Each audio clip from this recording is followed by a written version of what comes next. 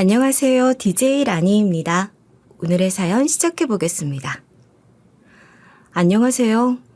아직도 그때 일만 떠올리면 눈앞이 아찔해지는 30대 여자입니다. 제가 이 이야기를 이렇게 사연으로 보내기까진 아주 오랜 시간이 걸렸어요. 저도 아직까지 이게 제 인생에서 찾아온 일이 맞는지 구분이 잘 가지 않을 정도거든요. 잊으려고 아무리 발버둥을 쳐도 잊혀지지 않는 악몽을 겨우 이겨내고서 오늘 여러분들에게 저의 이야기를 한번 해볼까 해요. 많은 분들에게 제 이야기를 하고 나면 조금은 이 기억이 잊혀질 수 있을 거라 생각합니다. 지금부터 시작할게요. 어릴 적 저는 바닷가 근처에 자리하고 있는 조용하고 작은 도시에서 태어났어요. 파도 소리가 귓가에 맴돌던 바닷바람이 선선히 불어오던 아이들의 웃음소리보단 어른들의 수다 소리가 정겹게 들려오던 그런 작은 동네에서 저는 몇 없는 어린 아이였답니다. 저희 가족이 살던 집은 꽤 오래된 구옥이었어요. 여름만 되면 빗물이 뚝뚝 새는 탓에 천장에는 여기저기 물샌 자국과 곰팡이 자국으로 잔뜩 얼룩져 있었고 장마철이 되면 집안에 대하와 양동이가 가득이었어요. 이런 건 보수공사를 해도 낡은 집이라 영 해결이 안 되는 것 같더라고요. 그럼에도 불구하고 제가 살던 집은 저에게 있어서 세상에서 가장 따뜻하고 편안한 공간이었어요. 아버지는 시장 한복판에서 생선 장사를 하셨어요. 새벽마다 트럭을 몰고 수산시장에 가서 생선을 받아오시고 시장 좌판에 앉아 하루 종일 호객행위를 하면서 생선을 팔곤 하셨습니다. 그 탓에 아버지의 손엔 항상 비린내가 배어 있었고 그을린 얼굴엔 땀이 마를 날이 없었어요. 그리고 어머니는 같은 시장 안의 작은 옷가게에서 일을 하셨는데 바느질 솜씨가 원체 좋으신 덕에 직접 옷을 수선해주는 일도 곧잘 하셨습니다. 동네 어른들은 이런 저희 부모님을 아주 좋게 평가하셨어요. 송은이 아빠가 파는 생선이 우리 동네에서 제일 맛있는 것 같아. 내가 다른 동네 가서 생선이랑 오징어를 사왔는데 영 싱싱하지 않더라니까. 그럼 두말하면 잔소리지.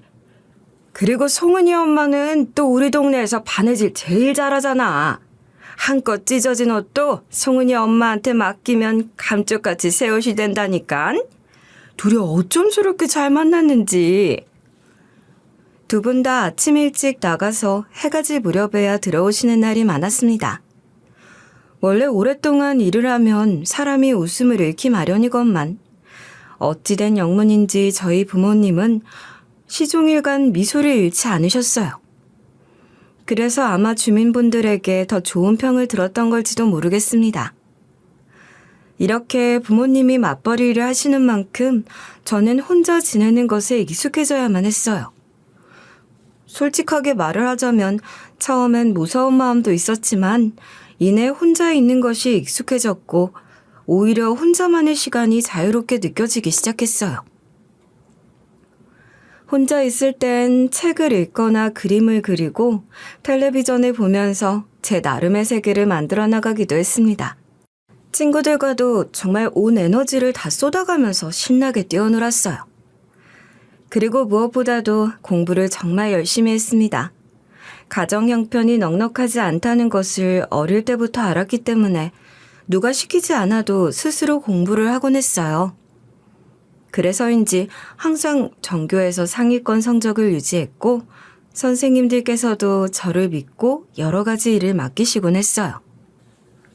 그래서 중학교 시절부터 반장을 도맡았고 고등학교 때도 다양한 행사에서 사회를 보거나 학생 대표로 참여하곤 했습니다. 그런 다양한 경험들이 저를 점점 더 책임감 있는 사람으로 만들어주었고 그러다 보니까 자연스럽게 리더십도 길러졌어요. 하지만 고등학교 3학년이 되던 해 저에겐 큰 고민이 생겼습니다. 대학을 갈 것인지 아니면 바로 취업을 할 것인지 선택의 기로에 서게 된 것이었죠. 야, 너네 내년에 수능 볼 거야? 나는 수시로 가야 하나 고민 중. 난 그냥 대학까지 말고 순수 졸업해서 취업이나 할까 생각 중인데. 우리 집안 형편상 대학 등록금 내줄 수는 없을 것 같아서. 송은이 너는? 넌 공부 잘하니까 당연히 대학 가겠지? 인서울로. 야, 송은이 정도 성적이면 당연히 인서울 가고도 남지. 서울대도 가능할걸? 친구들은 당연히 제가 대학에 갈 거라고 생각했지만 사실 고민이 많았습니다. 저희 집안의 사정을 생각하면 장학금을 받지 않으면 대학 등록금은 엄두도 내기 힘든 상황이었어요. 솔직히 말하면 장학금을 받을 수 있는 상황을 계속 유지할 자신이 있을 만큼의 확신은 또 없기도 했어요. 그렇게 해결도 되지 않을 고민을 오랫동안 하던 중 담임 선생님께서 어느 날 저를 불러서 조심스럽게 이렇게 말씀하시더군요. 송은아, 너 요새 진로에 대한 고민이 많다고 들었어. 서울이 아니더라도 네 성적으론 충분히 국립대에 장학금 받고 들어갈 수 있어. 수도권 아니면 의미 없다고 생각하지 마. 넌 충분히 잘할 수 있어. 선생님이 추천해주는 학교로 한번 지원을 해보는 것도 좋을 것 같네. 선생님의 그 말씀이 저에겐 큰 위로가 되었고 저는 한참을 고민한 끝에 대학에 진학하기로 결심했어요. 저도 지금보다 더 많은 것들을 배우고자 하는 의지가 있었고 또 남들처럼 청춘을 즐기고 싶었거든요. 부모님께서도 저의 선택을 응원해 주셨고요. 그렇게 선생님의 조언대로 지방의 국립대에 원서를 넣었고 다행히 과 수석 장학생으로 합격하게 되었어요. 합격 문자를 받아보던 날의 감격은 아직도 잊을 수 없이 생생하게 떠올라요. 평생 처음으로 스스로를 자랑스럽다고 느꼈던 순간이었답니다. 대학 생활은 솔직히 말해 생각했던 것만큼 녹록지는 않았지만 그래도 즐거웠습니다. 학기 중엔 근로장학생으로 일하면서 도서관에서 책 정리를 하거나 학과 사무실에서 서류 정리를 했고 방학 중엔 편의점 야간 근무와 카페 아르바이트를 병행했어요. 그렇게 번 돈으로 부모님께 일절 손을 벌리지 않고 생활비를 해결할 수 있었죠. 딸, 요즘 공부하는 건 힘들지 않아? 용돈은 부족하지 않고? 에이, 엄마도 참. 나 아르바이트 하는 거 알잖아. 내 용돈은 내가 알아서 벌어다 쓰고 있으니까 걱정하지 마셔. 그래도 필요한 거 있으면 꼭 말해야 해. 너무 힘들게 일하지 말고 몸 챙겨가면서 일하고. 그리고 부모님께 부담을 지어드리기 싫어서 꾸준히 장학금을 타서 등록금을 낼 수 있었답니다. 물론 저도 사람이었던지라 가끔은 지치고 힘들기도 했지만 누구에게도 손 벌리지 않고 스스로의 힘으로 살아갈 수 있다는 게 자랑스러웠어요.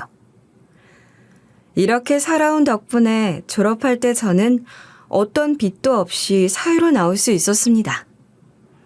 남들은 기본 4천만 원 이상 빚부터 지고 시작한다는데 저는 완전히 땡 잡은 셈이었죠. 그리고 정말 운 좋게도 졸업하자마자 제가 원하는 분야의 회사에 취업을 하게 되었어요. 신입사원 연수 때부터 모든 것이 낯설고 긴장됐지만 저와 같은 신입들이 있다는 것이 큰 힘이 됐어요. 그리고 그곳에서 지금의 남편을 처음 만날 수 있었어요. 남편과 저는 완전히 다른 부서였는데 사내 야유회에서 같은 팀이 되면서 처음 말을 트게 됐어요. 안녕하세요. 처음 뵙겠습니다. 개발팀 차송은이라고 합니다. 안녕하세요. 영업 3팀 최승우라고 합니다. 잘 부탁드립니다. 그때 당시의 남편은 처음부터 예의 바르고 배려심 깊은 사람이었어요. 다른 사람들을 대할 때도 정말 신중하게 행동했고 말 한마디를 할 때도 깊이 생각하고 말하는 스타일이었어요. 그런 성격이 저와 잘 맞았기 때문에 묘하게 끌리는 면이 있더라고요. 사실 저는 굉장히 어른스러운 사람을 만나보고 싶었기 때문에 그런 남편에게 눈길이 갈 수밖에 없었어요. 야유회에서 만남을 계기로 저희는 천천히 친해지고 알아가는 과정을 거치게 되었고 서로를 알아가다 보니 자연스럽게 연인 사이가 될 수 있었어요. 사실 다들 아시겠지만 사내 연애는 원래 숨기면서 하는 게 제맛이라고 하잖아요. 서로 소문이 나면 곤란해질 수도 있었기 때문에 최대한 아무렇지 않게 연기하면서 연애를 했습니다. 그런데 웃기게도 저희만 빼고 저희가 연애를 한다는 걸 모두가 알고 있었어요. 차대리, 영업팀 최승우 씨랑 사귀지? 네? 아니요. 제가 승우 씨랑 왜 사겨요? 말도 듣는 것 좀 봐. 어머머, 얼굴도 빨개지네, 이거. 난 그냥 던져본 말이었는데 진짜였나 보네. 아유, 송은 씨는 어디 가서 거짓말을 못하겠다. 들켰네요. 어떻게 아셨어요? 어떻게 알긴 딱 봐도 티가 철철 나던데 뭘. 둘이 너무 잘 어울려. 우리 회사에서 만나서 결혼한 사람들 꽤 되니까 어디 한번 잘해봐. 나름 숨긴다고 숨긴 것 같은데 티가 나고 있었다는 게 조금 부끄럽기도 했어요. 하지만 모두가 저희 관계를 응원해줬습니다. 남편과 저는 정말 잘 맞았어요. 취향, 식성, 여행 스타일까지 너무 비슷했고 일상적인 대화에서도 호흡이 척척 맞아 떨어졌어요. 그래서인지 연애를 하는 도중에 싸움도 거의 없었고 혹여 다툼이 있더라도 금방 서로의 입장을 이해하고 풀 수 있었어요.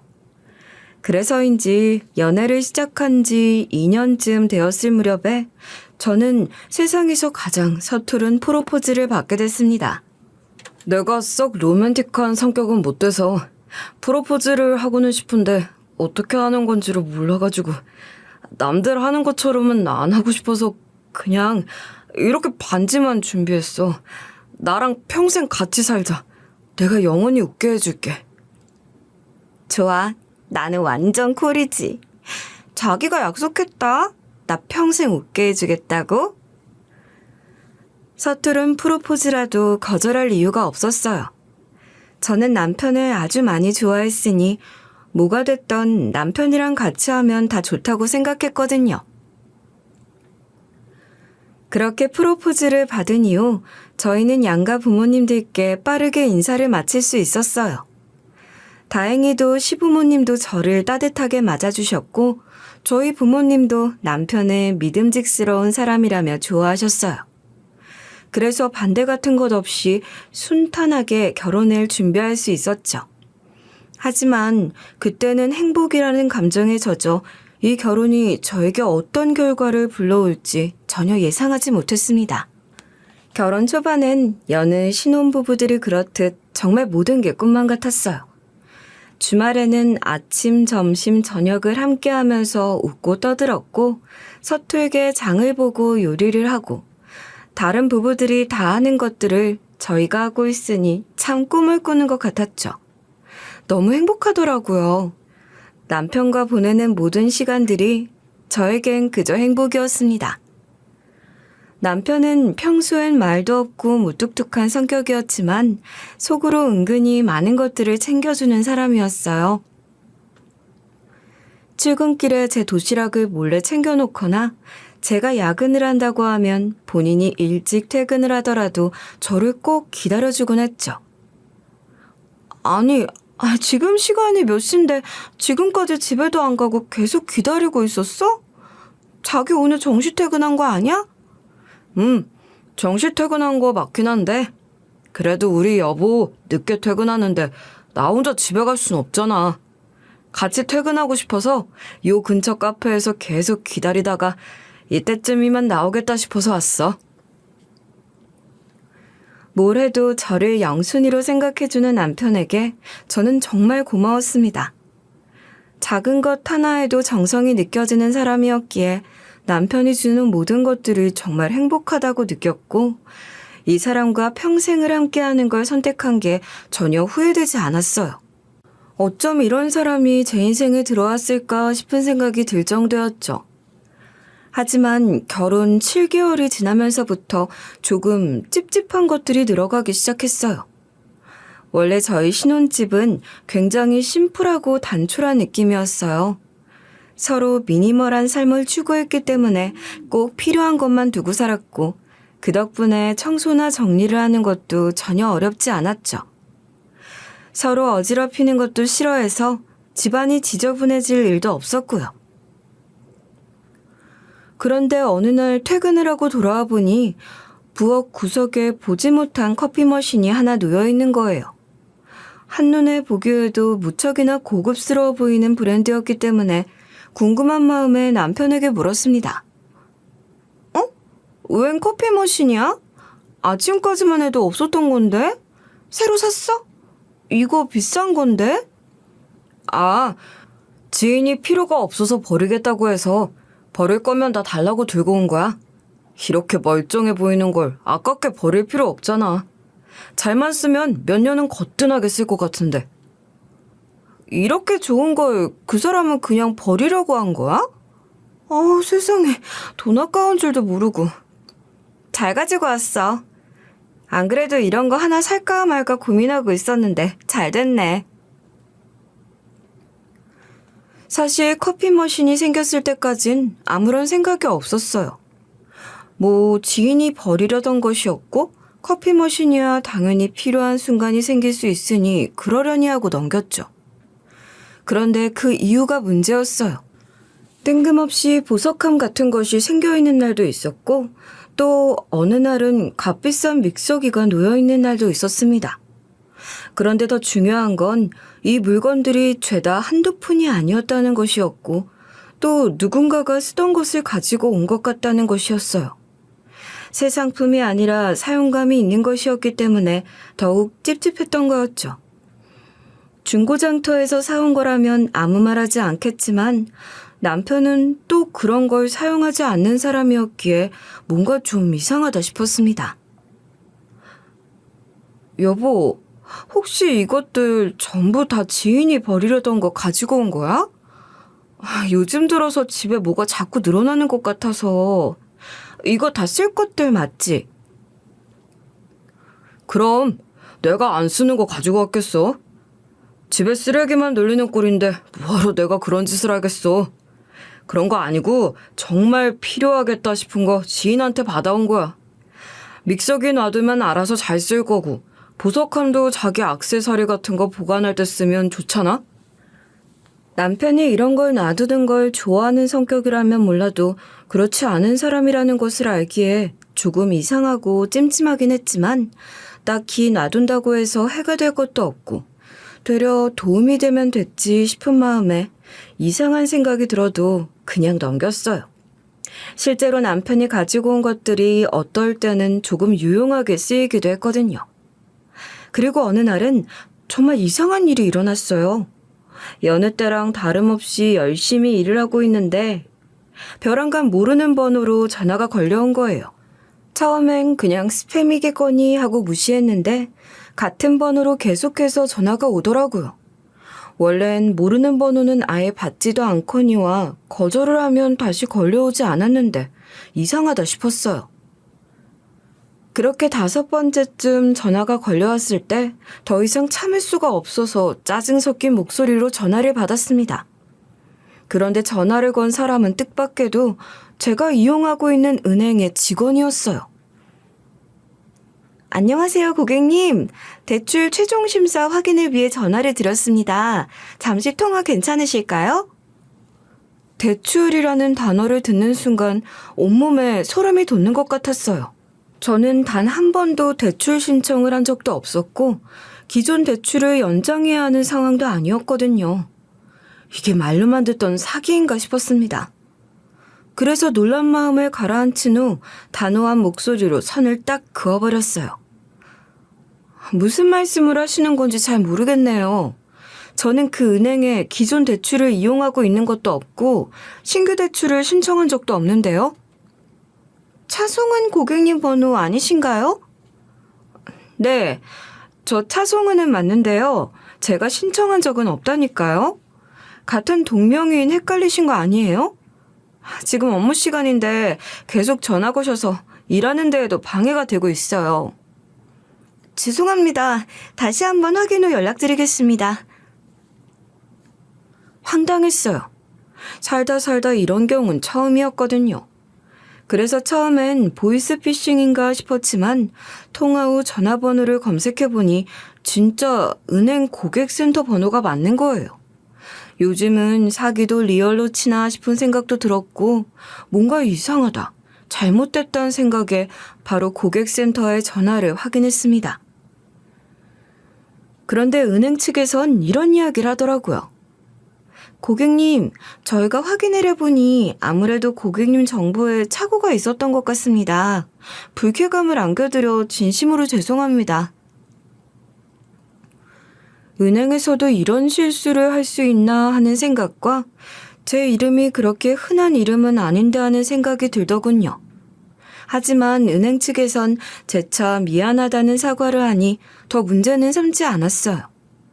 그리고 그날 저녁 퇴근하고 돌아온 남편에게도 이 사실에 대해 이야기했는데 저는 심각해 죽겠는데도 남편은 대수롭지 않게 이렇게 말을 하는 겁니다. 그런 일이 있었어? 근데 가끔 그런 일이 있긴 해. 나도 전에 전화 와서 받아보니까 이상한 소리를 하던데? 알고 보니까 은행에 같은 동명이인이랑 정보를 헷갈린 거더라고. 아니, 아무리 그래도 대출 같은 민감한 걸 헷갈리는 게 말이 돼? 그쪽에서 미안하다고 몇 번이고 사과를 해서 내가 그냥 넘어간 거지. 안 그랬으면 아주 그냥 다 엎어버렸을 텐데. 에이, 뭐 어때? 진짜 대출을 받은 것도 아니고 사기도 아니었잖아. 그리고 사람이 하는 일이니까 충분히 실수할 수 있다고 생각해 나는. 너무 그러지 마. 솔직히 이런 일이 쉽게 일어나면 안 되는 거잖아요. 저는 제가 화를 내는 게 당연하다고 생각했는데 남편은 너무 아무렇지 않게 이야기하는 거예요. 은행에서 사과를 했으면 된 거 아니냐. 이런 경우가 왕왕 생길 수 있다. 이런 식으로 말이죠. 이렇게 어영부영 남편이 이야기를 넘기려고 하니 이상하게 마음 한켠이 찜찜한 거예요. 사실 제가 이렇게 예민하게 반응을 하는 데에는 다 이유가 있었습니다. 이 전화를 받기 며칠 전 남편이 돈 관련해서 저에게 이야기를 꺼낸 적이 있었거든요. 밥을 먹고 있는데 벼랑간 저에게 조심스럽게 이런 말을 하더라고요. 여보, 혹시 지금 모아놓은 돈 좀 있어? 예금 통장이든 적금 통장이든. 응? 갑자기 돈은 왜? 여보, 무슨 일 있어? 아니, 무슨 일이 있는 건 아닌데 그냥 얼마 정도 있는지 궁금해서. 만약에 1,000만 원 넘게 있으면 나한테 좀 빌려줄 수 있는가 싶어서 물어봤지. 아니, 뭐 돈이야 빌려줄 수 있는데 무슨 일인지 알아야 내가 들어보고 결정을 하지. 1,000만 원이면 그렇게 작은 돈도 아니잖아. 작지 않은 금액을 나한테 빌려달라고 말을 하는 이유가 있을 거 아니야. 혹시 어머님, 아버님 편찮으셔? 뭐 수술비 같은 거 필요한 거야? 아님 설마 당신 사고 친 거 있어? 아니야. 어머니 아버지 건강하시고 나 사고 친 것도 없어. 뭐 지금 생각해보니까 그렇게 급한 것도 아니긴 하다. 그냥 못 들은 걸로 해줘. 이게 생각이 나니까 생각이 꼬리에 꼬리를 물고 이어지더라고요. 혹시나 남편이 제 명의를 이용해서 저 몰래 대출을 받으려고 한 건 아닌가 싶고, 남편이 그럴 사람이 아니라는 건 누구보다 잘 알지만 그래도 사람이 만에 하나라는 게 있잖아요. 믿는 도끼에 발등을 찍힌다는 말도 있고, 또 그게 불과 며칠 전이었기에 충분히 합리적 의심을 할 수 있다고 생각했어요. 하지만 그럼에도 불구하고 저는 남편을 믿고 싶었어요. 평생 제 편이 되어줄 사람을 이런 식으로 의심하는 게 너무 미안했고, 저 자신이 너무 비참하게 느껴졌거든요. 하지만 제 안의 불안은 시간이 흐르면 흐를수록 점점 더 커져만 갔고, 결국 혼자서 끙끙 앓다가 부모님께 이 고민을 조심스럽게 털어놓았어요. 은행에서 이런 전화가 왔고 며칠 전 남편이랑 이런 대화를 나눴는데 남편에게 의심이 든다. 이런 식으로 이야기했는데 부모님은 되려 화를 내셨어요. 얘, 너 너무 예민하게 반응하는 거 아니니? 최서방 말대로 그건 사람이 하는 일이기 때문에 충분히 실수를 할 수도 있는 거야. 게다가 은행에서도 사과를 했다면서. 그럼 다 끝난 일을 갖다가 뭘 그렇게 혼자 생각을 하고 그래? 아니, 그래도 시기가 이렇게 딱 맞아떨어지니까 그렇지. 이런 생각을 안 할 수가 있나? 한번 의심하기 시작하면 부부관계도 갈라지기 마련이야. 그냥 실수겠거니 그럴 수도 있겠거니 하고 가볍게 넘기면 될 일이다. 그리고 최서방한테 도움 필요하면 우리한테 말하라고 해. 얼마든지 빌려줄 수 있으니까. 부모님의 이야기를 듣고 나서야 의심이 조금은 사그라드는 것 같았어요. 어른들이 예민하다고 하면 뭔가 내가 정말 그렇구나 납득이 가는 느낌이 들더라고요. 하지만 저는 아직도 그 시기를 후회하고 있어요. 이때 부모님께 이야기하지 말고 남편의 뒷조사를 한 번이라도 해볼 걸. 그랬다면 저에게 이런 일이 생기지 않았을 텐데 하고 말이죠. 이렇게 미심쩍기만 한 날들이 이어지던 어느 날 같이 밥을 먹고 있는데 남편이 무심한 목소리로 저에게 이런 말을 하는 겁니다. 나 다음 주에 해외 출장 다녀와야 할 것 같아. 어? 무슨 소리야? 갑자기 해외 출장을 다녀와야 한다니? 자기 원래 그런 거 가는 엄마 아니잖아. 얼마나 다녀와야 하는데? 한 5박 6일 정도 다녀와야 해. 아직 확실하게 정해진 건 없는데 그냥 알고만 있으면 될 것 같아. 좀 이상했어요. 남편의 직무상 해외 출장을 갈 일이 없다는 건 누구보다 제가 제일 잘 알고 있는데 갑자기 출장을 간다고 하니 이상하더라고요. 그래서 다음날 동료에게 넌지시 물어봤습니다.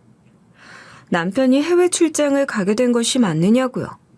혹시라도 남편이 거짓말을 한 것일까봐 조금 신경이 쓰이기도 했고요. 그런데 진짜 남편이 출장을 가게 된 것이 맞았어요. 그런데 가고 싶어서 가는 것은 아니고 거의 반강제로 가게 된 것이었죠. 남편 부서에 원래 부장이 있고 그 부장이 주로 출장을 가는데 부장의 개인 사정으로 인해 출장 스케줄이 펑크가 나면서 남편이 대타로 해외 출장을 가게 된 것이었어요. 쉽게 말해 등 떠밀려 가는 것이었죠. 그래서 출장 가는 것을 납득하고 출장 전날 짐 싸는 것을 도와줬습니다. 이 대리한테 들었어. 자기가 강 부장님 대타로 미국 출장 가는 거라면서? 맞아. 아우 진짜 강 부장 그놈 회사 못 다니게 만들어버리던 거 해야지. 짜증나 죽겠어. 아주 그냥 직원들 인생에 도움이 안 되는 사람이라니까. 그 인간은 정말 왜 그런데? 자기가 고생이네. 그래서 출장은 어디로 가는 거라고 했더라? 미국, 우리 지사가 미국에 있잖아. 거기서 6일 정도 업무 보고 다시 돌아올 거야. 그래도 중간중간 시간이 좀 비니까 틈틈이 연락도 할게. 알았어. 사진도 많이 찍어서 보내줘. 나 미국 한 번도 안 가봐서 궁금해. 남편은 그렇게 사진도 보내주고 틈틈이 연락도 하고 전화도 하겠다는 약속을 하고서 미국으로 떠났습니다. 그런데 그렇게 새끼손가락까지 꼭꼭 걸고서 떠난 남편은 약속과는 달리 한 통의 연락도 주지 않았어요. 메신저도 문자도 그리고 약속한 사진도 한 장 보내주질 않았죠. 처음 미국에 도착했을 때 잘 도착했다는 문자 메시지 외에는 출장이 마무리되는 날까지도 전화 한 통 해주질 않았어요. 시차가 있다는 것은 잘 알고 있었지만 아무리 시간이 다르다고 하더라도 자고 있어도 전화를 해주면 받기 위해 일어날 것이었고 문자를 남겨놓는다면 일어나서 답장을 해줄 텐데 그것도 없으니 굉장히 서운하더라고요. 업무상 출장을 떠난 거라는 걸 알고 있었기 때문에 미국에서 허튼 짓을 하고 있다는 생각은 하지 않았지만 그래도 사람 마음이라는 게 그렇잖아요. 한낱 연인 관계도 아니고 부부 관계인데 이 정도 예의는 지켜줄 수 있지 않나 하는 생각에 서운함이 풍선 부풀듯 커졌어요. 그렇게 시간이 지나 남편이 귀국하는 날이 다가왔어요. 남편은 귀국날이 되어서야 저에게 문자 한 통을 남겼습니다. 비행기를 탔으니 몇 시간 뒤면 도착할 거라고 말이죠. 6일 내내 연락 한 통 없이 돌아오는 날 문자만 딱 보내놓은 것이 속상했지만 그래도 남편이 피곤할 걸 알고 있었기에 공항까지 마중을 갔어요.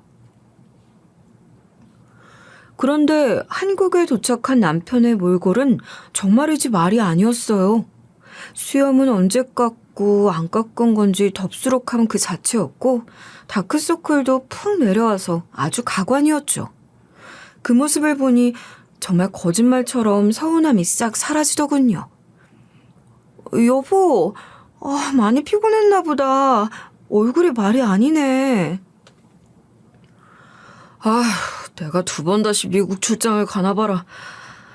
미안해, 여보. 연락 한 통 제대로 못해서 많이 서운했지. 정말 일이, 내가 감당할 수 있을 정도가 아니었어.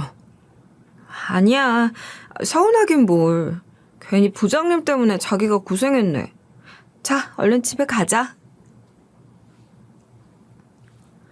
남편은 계속해서 저에게 미안하다고 사과를 했어요. 아무래도 미국에서 연락을 제대로 못했던 게 본인 마음에도 계속 걸리는 모양이더라고요. 서운하면 서운하다고 말해도 된다는 남편의 말에도 저는 끝까지 서운한 감정을 드러내지 않았어요. 남편은 그걸 내심 알고 있었는지 제 기분을 풀어준답시고 그날 밤 욕조에 목욕물도 받아주고 와인도 세팅해주고 나름 신혼 때의 무드를 내보려고 열심히 노력을 하더라고요. 서로 와인잔을 부딪히며 한 잔, 2잔. 이렇게 기울일 때마다 신혼 때로 돌아간 것 같은 설레는 느낌에 가슴이 두근거렸어요. 평소엔 술을 마셔도 취하지 않는데 그날은 분위기 때문인지 이상하게 취기가 확 도는 거예요. 그렇게 계속 마시다가 저도 모르게 잠에 들고 말았어요. 전 원래 깊은 잠을 자는 사람이 아닌데 그날따라 이상하게 머리가 아프더니 금방 잠에 빠져버리고 말았죠. 그렇게 얼마간의 시간이 흘렀을까 조금씩 잠에서 깨어나면서 귀에 여러 목소리들이 들려오기 시작했어요. 꼭 뭔가 웅얼거리는 목소리처럼 퍼지는 느낌이었죠. 그 목소리들에 머리가 아파서 살짝 인상을 찌푸리다가 저는 잠에서 깨어났어요. 잠에서 깨어나고 나서야 그 소리들이 조금씩 선명히 들려왔습니다. 그런데 그것은 한 사람의 목소리가 아니라 여러 사람의 목소리였어요. 야야, 그러다가 다칠라. 그냥 천천히 해도 돼. 어차피 골아 떨어졌으니까 쉽게 일어나지도 못할 거고 소리도 못 들을 거야. 마음 놓고 천천히 하자고, 천천히. 아니야, 세상에 100%는 없다고 했어. 만에 하나의 가능성을 두고 행동해야 하는 거 아니야. 빨리빨리 서둘러야지. 이러다가 깨면 어떡하려고 그래. 정말. 이렇게 간이 개딱지만 해서 어떻게 하려고 그래. 걱정하지 말라니까. 나 몰라? 어떤 일이든 아주 완벽하게 해내는 최승우잖아. 그러니 안심하고 천천히 움직여. 대체 무슨 소리라는 건지 그리고 어떤 상황인 건지 알 수가 없었어요. 그렇다고 눈을 번쩍 뜨고 일어나기에도 좀 모호한 상황이었기 때문에 일부러 슬쩍 뒤척였더니 움직이는 소리가 더욱 분주해지기 시작했어요. 뭐야, 왜 뒤척여? 안 깰 거라며. 설마 일어난 거 아니야? 아니야, 설마 깼으려고. 그렇게 빨리 깨는 거 아니라고 했단 말이야. 진짜. 더 서둘러야겠네. 저는 조금씩 뒤척이는 척을 하다가 이내 실눈을 뜨고 소리가 들려오는 광경을 바라봤어요. 그 순간 충격적인 장면이 제 눈앞에 펼쳐졌어요. 눈앞엔 남편과 너무도 닮은 남자 하나와 낯선 여자 하나, 그리고 남편까지 함께 서 있었습니다. 처음 보는 낯선 남잔 남편과 거의 쌍둥이라고 봐도 될 만큼 닮았고, 처음 보는 여자는 둘과 익숙한 듯 자연스럽게 대화를 나누고 있었어요. 저는 이 상황 자체가 꿈이라고 생각했는데, 꿈이라고 하기엔 너무나 선명히 들려오는 소리들, 그리고 생생히 느껴지는 침대의 촉감에 꿈이 아니라는 것을 단박에 알아차릴 수 있었어요. 아, 오빠들. 언제까지 민기적거릴 셈이야. 저 여자 지금 뒤척거렸다고. 일어나면 우리 전부 다 끝이란 소리야. 알아? 알았어. 빨리 움직인다니까. 그런데 지금 일어난 거 아니야? 지금 나랑 눈 마주친 것 같은데? 저기. 순간 그 남자와 저는 시선이 마주치고 말았어요. 실눈을 뜨고 상황을 지켜보고 있었다는 것을 들켜버린 거였죠. 그 남잔 저와 마주치자마자 저에게 다가오려고 했고, 그것을 알아차린 남편과 그 여자도 덩달아 저에게 다가오려 몸을 틀었어요. 그 순간 저는 정말 목숨의 위협을 느꼈습니다. 이대로 누워있다간 저들에게 정말 큰일을 당할 것만 같았죠. 그래서 눈앞이 빙글빙글 도는 것을 참아내고서 겨우 몸을 일으켜 열려있는 창문으로 달려가 몸을 던져 뛰어내렸습니다. 다행히 저희 집은 2층 주택이었고 층고가 높지 않은 편이었기에 뛰어내려도 큰 부상 없이 1층으로 착지할 수 있었어요. 비록 잠옷 차림이었던 데다가 신발 하나 없는 맨발이었지만 제 목숨을 부지하기 위해 정신줄을 붙잡고 달리고 또 달렸어요. 이대로 정신을 놓으면 내가 큰일이 난다는 생각만을 가진 채 앞을 향해 달리기만 했습니다. 급하게 나와버린 탓에 휴대폰은 제대로 튕기지 못하고 몸만 나왔지만 뒤돌아볼 겨를 따윈 없었어요. 그렇다고 집으로 돌아갈 수도 없었죠. 계속해서 달리기만 했기에 숨이 턱 끝까지 차올랐지만 달리는 것을 멈출 수도 없었습니다. 사실 저는 알고 있었어요. 저와 눈이 마주친 남편과 똑 닮은 사람의 정체가 누구인지. 그 사람의 정체는 바로 남편의 쌍둥이 형이었습니다. 언젠가 한번 어머님께 이런 이야기를 들은 적이 있어요. 어느새부턴가 남편의 쌍둥이 형이 연락을 끊고 자취를 감춰버렸다고 말이죠. 사실 승우한텐 5분 일찍 태어난 쌍둥이 형이 있었어. 두 놈 다 애교도 많고 성격도 서글서글하니 좋아서 누구 하나 편애하는 거 없이 아주 사랑만 듬뿍 쏟아부어줬었지. 정말요? 전 쌍둥이 형님이 있는지도 몰랐네요.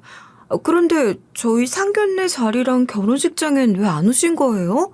어디 멀리 계신 거예요? 차라리 멀리 있는 거면 참 좋겠다만 뭐가 그렇게 불만이었는지, 무슨 문제가 있었던 건지 부모인 우리한테 말 한마디도 없이 사라져버렸어. 연락도 뚝 끊어버리고, 그렇게 죽고 못 살던 쌍둥이 동생하고 연락도 다 끊어버리고, 어디서 뭐하고 사는지 잘 살아있는지 확인이라도 되면 좋으련만. 남편의 쌍둥이 형은 마치 원래부터 세상에 없었던 사람이냥 완전히 사라져버렸다고 했어요. 이야기하면서도 속상한 마음에 가슴을 치는 어머님의 심정을 조금이나마 이해할 수 있었죠. 어느 날은 궁금한 마음에 남편에게 이렇게 한번 물어봤던 적이 있었습니다. 그런데 여보, 쌍둥이 형 말이야. 어머님께서 자기랑은 정말 죽고 못 사는 우애 좋은 형제였다고 하던데 자기한텐 뭐 언질이라도 한 거 없었어? 뭐 요즘 힘들다던가 그런 거 말이야. 그런 거 하나도 없었어. 우리 형은 고민도 없는 사람이었고 완전히 자유로운 사람이었거든. 근데 정말 이런 방구 말도 없이 싹 사라져버렸어. 어디서 뭐라고 사는지도 모르고 답답하지. 나도. 어머니도 아버지도 속상해하시는 거 이해되고. 그런데 그렇게 한마디 말도 없이 사라졌다던 남편의 형은 알고 보니 남편과 계속 꾸준히 내통을 하고 있었던 것입니다. 그것도 좋은 쪽이 아닌 나쁜 쪽으로 말이죠. 처음부터 끝까지 남편에게 진실이라고는 없었어요. 모든 것이 거짓말이었고 위선이었어요. 그리고 그 옆에 있었던 낯선 여잔 다름 아닌 남편의 내연녀였습니다. 남편은 저에게 거짓말을 한 것도 모자라서 바람까지 피고 있었어요. 여러분, 여기서 또 하나의 반전이 있는데요. 앞에서 남편이 미국 출장을 다녀왔다고 했는데 사실 남편은 출장을 가지 않았습니다. 이 사실을 저는 애진작에 알고 있었고요. 제가 이걸 알게 된 건 다름 아닌 직장 동료 때문이었습니다. 아, 맞다, 성은 씨. 승우 씨 미국 출장 안 가게 됐어. 기존에 해외 관리하는 직원이 있는데 그 직원이 가기로 했다네? 정말 다행이지. 아, 그래요? 아, 몰랐어요. 저한테는 별말 안 하던데. 아까 전에 공문 떨어진 거라. 아마 승우 씨도 지금 들었을 거야. 저는 동료에게 이렇게 이야기를 들었는데 남편은 끝까지 저에게 이 사실을 말해주지 않은 채 출장 가는 척 집을 나섰어요. 여권도 제대로 챙기지 않은 채로 말이죠. 저는 모든 걸 다 알고 있었지만 남편에게 불어 물어보거나 추궁하지 않았어요. 아마 남편은 본인 딴엔 엄청나게 꼼꼼한 척 스스로 스마트하다고 생각했겠지만 사실은 허점투성이었던 걸 몰랐을 거예요. 그리고 집에 비우고 연락을 또 끊어버린 6일 동안 내연녀와 함께 시간을 보냈을 게 뻔했습니다. 그리고 남편이 바람을 핀다는 걸 어떻게 알았냐고요? 남편은 허구한 날 새벽에 누군가와 계속 은밀히 통화를 했고 어느 순간부턴가 휴대폰 비밀번호까지 바꿨으며 집에 늦게 들어올 때마다 낯선 향수 냄새를 묻히고 들어오곤 했어요. 인위적인 향을 좋아하지 않는 남편 몸에서 낯선 향이 풍긴다면 그건 뭐겠어요? 뒤도 돌아볼 것도 없이 바람을 피는 거겠죠. 그런데 웃기게도 이 모든 것을 알게 해준 사람도 남편의 내연녀였습니다. 어느 날 갑자기 저에게 전화를 걸어 모든 사실을 이야기해 주더군요. 이렇게 갑자기 전화해서 미안해요. 나 당신 남편 내연녀예요. 당신한테 해주고 싶은 이야기가 있어서 이렇게 전화했어요. 정말 당당해서 당황스럽지도 않네요. 알고 있었어요. 저희 신랑 바람피고 있었던 거. 그런데 나한테 어떤 걸 이야기해주고 싶은 거예요? 당신 남편 나한테 큰 돈을 빌려갔었어요. 그게 벌써 6개월 전이고요. 돈을 갚기로 한 날에 맞춰 돈을 갚지 않아서 내가 벼르고 있던 참이었어요. 처음엔 그냥 알아서 갚겠거니 하고 기다렸는데 시간이 지나면 지날수록 계속 나한테 거짓말을 하면서 나를 미루더군요. 내일 갚겠다, 일주일 뒤에 갚겠다 하면서요. 남편이 당신에게 돈을 빌렸다고요? 얼마나 빌려갔는데요? 아마 들으면 깜짝 놀랄걸요? 1,000만 원을 빌려갔어요. 뭐 누가 아프다고 했던가? 1,000만 원이라는 액수를 듣자마자 남편이 저에게 돈을 빌려달라고 했던 밤이 떠올랐어요. 제게 무슨 이유인지 말을 해주지 않았는데 이 여자에게 돈을 빌려서 그걸 갚으려고 그랬던 거구나 싶었죠. 그리고 더 말을 해주길.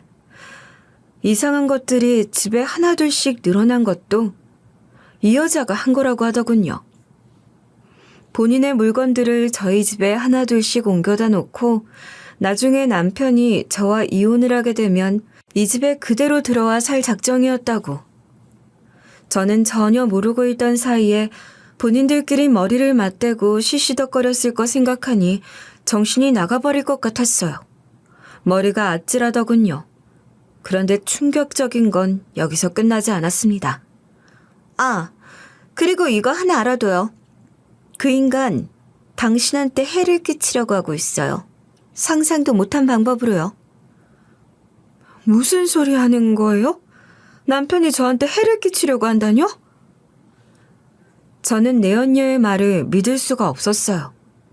머릿속의 말들이 하나도 정리가 안 되는 느낌이었죠. 하지만 그녀의 입에서 이어지는 설명은 너무나 구체적이고 현실적이었어요. 남편이 약이 들어있는 와인을 준비해 놓을 것이고 그걸 먹고 제가 잠에 들면 저의 인감 도장을 훔쳐다 대출을 받을 작정이라는 말. 은행에다가 제가 몸과 정신 상태가 불구라 대신 대출을 받으러 왔다고 말할 거라며 허위 진단서까지 만들어 놓은 상황이라고 하더군요. 그렇게 해서 이 여자의 돈을 대신 갚을 거라고 말했단 말에 저는 온몸에 소름이 끼쳤고 동시에 분노가 차올랐습니다. 그 여자의 말을 들으니 이전에 은행에서 걸려온 전화가 생각나더군요. 대출을 신청한 적이 없음에도 불구하고 대출 최종 심사를 위해 연락했다던 은행의 전화. 그때까지도 생각이 문득문득 나던 그 전화가 걸려온 이유를 그 여자를 통해 어느 정도 알게 됐습니다. 제가 한마디도 하지 않고 가만히 있자 그녀는 계속해서 이야기를 이어나갔어요. 나도 바람을 핀 입장이라 당신한테 당당하게 잘했다고 말할 수가 없어요. 하지만 그 인간이 어떤 무서운 짓을 하고 있는지 좀 알아야 할 것 같아서. 그 인간 휴대폰 뒤져서 전화번호 저장해서 연락했어요. 그래요. 정말 눈물 나게 고맙네요. 덕분에 머릿속에 엉켜있던 퍼즐들이 하나둘씩 맞춰지는 것 같아요. 그렇다면 참 다행이네요. 아, 그리고 그날 그 인간의 쌍둥이 형이란 사람도 같이 움직일 거예요. 그리고 당신 집을 빈집 털이하듯이 털어버릴 계획이에요. 미리 알아두는 게 좋을 것 같아서. 쌍둥이 형이요? 네. 예전에 자취를 감췄다느니 그런 식으로 말하고 다니지 않던가요? 사실 자취 감춘 게 아니라 그냥 신분 숨기고 떠돌아다니는 거예요. 범죄자거든요, 그 인간도. 자취를 감춰버렸다던 쌍둥이 형은 본인의 신분을 숨기고 다니는 엄청난 범죄자이고 꾼이란 이야기를 들었어요. 이쯤 되면 남편은 저에게 사실 이름까지 숨긴 게 아닐까 하는 생각이 들더라고요. 그렇게 저는 모든 사실을 알고 남편의 의도대로 움직였고 설마가 사람을 잡아버린 것이었습니다. 저는 더 이상 지체하지 않고 최대한 있는 힘껏 달리고 달려서 근처 파출소에 도착해 신고했어요. 파출소로 달려오는 와중에도 정신을 놓아버릴 뻔했지만 최대한 놓지 않고 경찰서에 도착할 수 있었어요. 세상에, 선생님, 괜찮으세요? 발에 피가... 저기요, 저희 남편 신고 좀 하러 왔어요. 지금 저희 집에 있을 거고 아마 도망갔다고 하더라도 멀리 못 갔을 거예요. 저희 집 주소는요. 맨발로 달리는 바람에 발바닥이 다 까져서 피가 흘렀음에도 아랑곳 않고 찾아온 저는 마지막까지 있는 힘껏 저의 집 주소를 이야기한 다음 파출소에서 쓰러져 의식을 잃어버리게 됐어요. 눈을 뜨고 일어나면 모든 것이 제발 다 해결되어 있기를 바라면서요. 그렇게 의식을 잃어버린 뒤 얼마간의 시간이 흘렀을까? 천천히 눈을 떴을 때 가장 먼저 보인 건 병원 특유의 희뿌연 형광등 불빛과 코를 훅 찔러오는 알코올 냄새였어요. 평소엔 보기 힘든 하얀 천장과 귓가에 들려오는 낯선 기계음이 귀에 쨍하게 들려오니 그제서야 제가 살아있구나 하는 생각이 들더라고요. 한참 동안 천장을 바라보다가 옆으로 고개를 돌렸더니 제 손을 꼭 잡은 채로 옆을 지키고 있는 부모님이 눈에 들어왔어요. 엄마, 아빠, 여기가 어디예요? 성은아, 정신 들어? 엄마랑 아빠 알아보겠어? 여보, 빨리 간호사, 아니 의사 선생님 불러와요. 빨리요. 그래, 알았어. 선생님, 여기 환자가 일어났어요. 아버지의 한마디에 곧 간호사 선생님과 의사 선생님이 달려왔고 여러 검사를 받고 난 후에야 어떻게 된 일인지에 대해 이야기 들을 수 있었어요. 저는 그날 파출소에서 정신을 잃었고 거의 일주일 만에 의식을 되찾은 거라고 하더라고요. 혹시나 하는 마음에 부모님께 남편에게 연락이 온 것이 없는지 아니면 경찰서에서 연락이 온 게 없는지 하고 물어보니 어머니가 한숨을 푹 내쉬며 이렇게 말씀하셨어요. 최서방, 그날 이후 얼마 안 지나서 경찰에 잡혀갔어. 경찰서에서 찾아와서 우리한테 이야기해 주더라. 널 상대로 범죄를 공모하고 있던 게 맞았고 같이 범죄를 공모했던 여자가 한 명 있는데 그 여자가 폭로한 덕분에 잡을 수 있었다고. 그럼 신랑이랑 또 한 명 잡혔다고 하지 않아? 그래, 그 최서방한테 쌍둥이 형이 있었다더라. 그 쌍둥이 형도 같이 잡혀갔고 도주 우려가 있어서 구속이 됐다는 이야기가 들었어. 그 이야기 듣고 우리가 얼마나 마음이 복잡하던지. 그런데 이 이상으로 충격적인 사실을 들을 수 있었어요. 남편과 남편의 쌍둥이 형은 이런 일을 저지른 것이 하루 이틀이 아니었다는 점, 그리고 서로 쌍둥이여서 닮았다는 점을 악용해 본인들의 신분을 계속해서 바꿔치기 하고 있었다는 것이었어요. 서로 유리할 때마다, 그리고 서로 불리할 때마다 서로를 바꿔가며 살아가고 있었던 것이었죠. 그 정도로 서로 많이 닮았기도 했고요. 더 놀라운 건 시부모님조차 이 사실을 몰랐다는 점이었어요. 부모님은 그걸 이야기해 주시면서 우리 집안에 짐승을 들일 뻔했다며 고개를 내저으셨어요. 아주 질린다는, 학을 뗀다는 표정이었죠. 저는 몸 상태가 완전히 회복되지 않았기 때문에 직접 법정에 나가 재판해 보지 못했지만 내연녀가 모든 재판 내용을 문자로 정리해 알려줬어요. 두 사람의 재판 결과는 징역 5년형의 집행유예는 없는 실형이 선고됐다고 했어요. 애초에 재범이기도 했기에, 그리고 구속영장을 발부받은 상황이었기에 곧바로 징역살이를 시작하게 됐다고 하더군요. 그럼 돈은 저희 남편한테 빌려줬던 돈은 어떻게 되는 거예요? 그건 아예 돌려받을 수 없는 거예요? 아니요. 그 돈은 그 인간 부모님께 돌려받았어요. 저한테 정말 미안하다고 하시면서 1,000만 원을 주시더라고요. 부모님께 받을 생각은 없었는데 그 인간은 아마도 모르겠죠. 본인 부모에게 얼마나 큰 불효를 저지른 건지. 그래도 다행이네요. 어머님이랑 아버님께라도 돈을 받아낼 수 있어서. 미안해요, 승은 씨. 제가 저지른 일들 다 후회하고 있어요. 당신 남편이랑 이렇고 저렇고 그런 관계였던 건 정말 미안하고 할 말이 없지만 그래도 저는 마지막까지 도의를 다하려고 했다는 것만 알아줬으면 좋겠어요. 그러니 이젠 아프지 말고 부디 행복하세요. 고마워요. 내 남편의 내연녀라는 건 여전히 용서할 수 없는 사실이지만 당신이 용기를 내지 않았다면 저는 진실을 끝까지 몰랐을지도 몰라요. 어디서 뭘 하고 살던 행복하세요. 솔직한 심정으론 그녀를 완전히 용서할 수는 없었어요. 어찌됐건 간에 제 남편과 불륜을 저지른 사람이니까요. 하지만 그녀 덕분에 모든 진실을 알고 제 목숨을 지킬 수 있었다는 것만은 인정해야 했어요. 한편으론 고마웠기도 했기에 저는 양가 감정을 조용히 흘려보내기로 했습니다.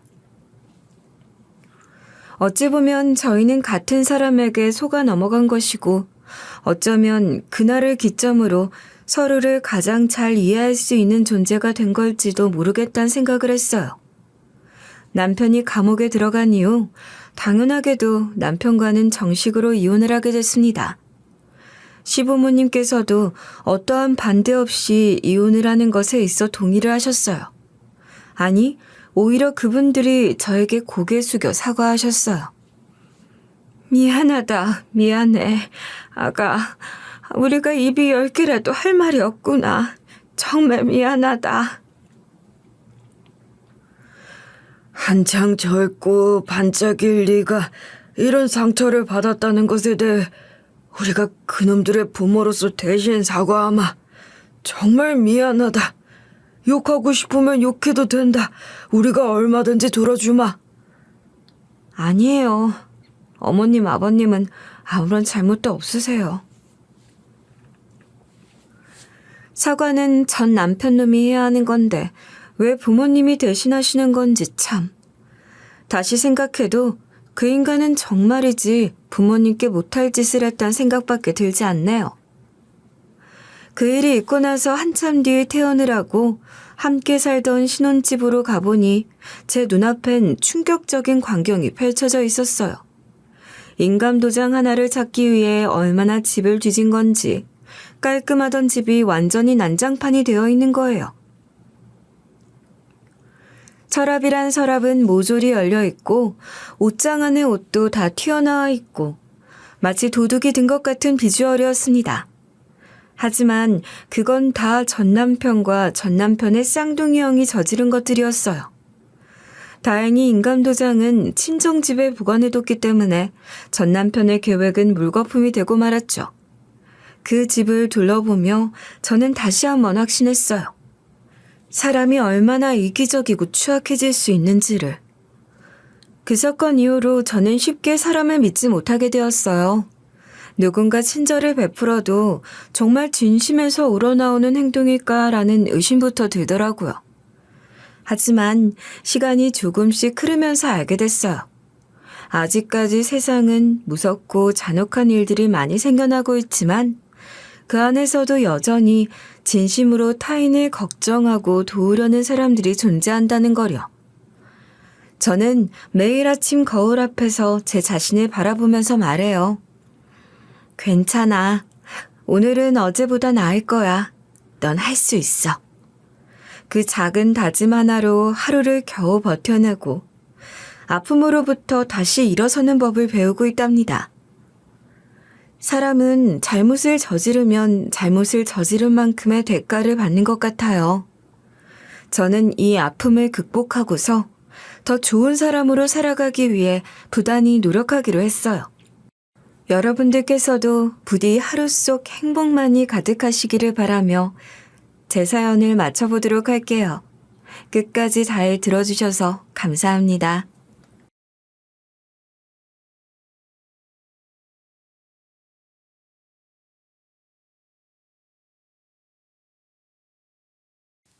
안녕하세요.